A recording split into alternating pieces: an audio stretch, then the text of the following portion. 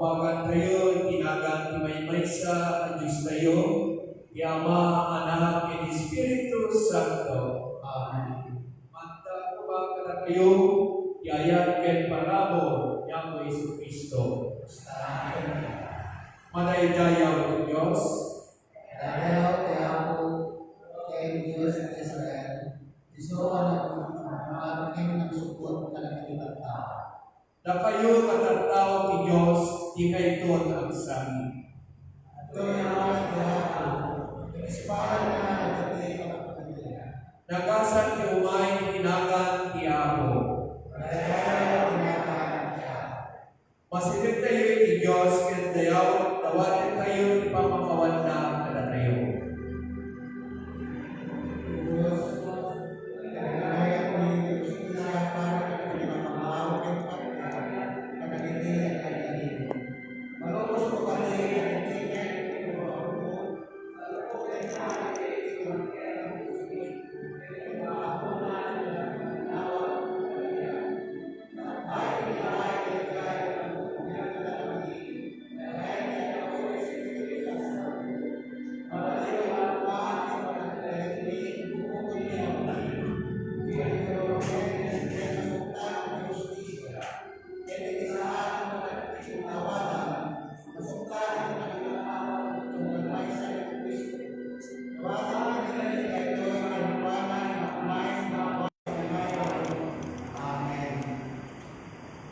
Imay ni Jesus pag nasalanan na tayo, at ipakita na kada tayo ti dalan na kumapalasan tayo ti ayat ni Diyos.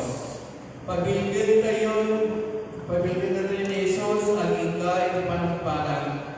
Tapnaawan tayo ti muli ti umay ti aldaw ni Apo kayo Isu Kristo. Tingin niyo tinimbang kadaman, napakawanan nagtibas-baso niyo.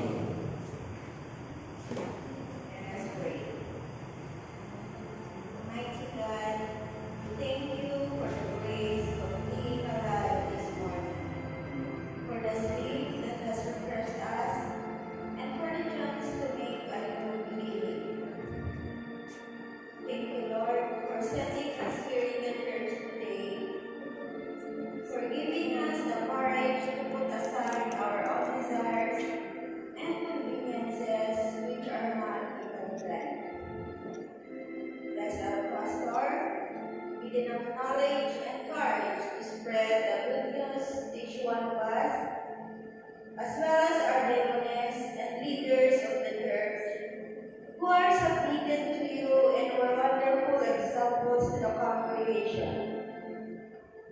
Help us, Lord, to give attention to your words and incline our ears to your sayings, for they are life and health to our whole body.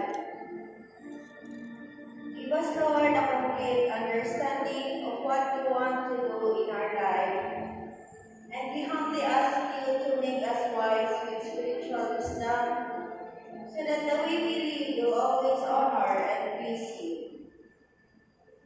Lord, it has been a few months of hardships, and we pray for this pandemic to end soon. Please touch the world with your healing hands. Your word is medicine to our flesh, and with our voice we cry to you to hear and answer us out of your holy will.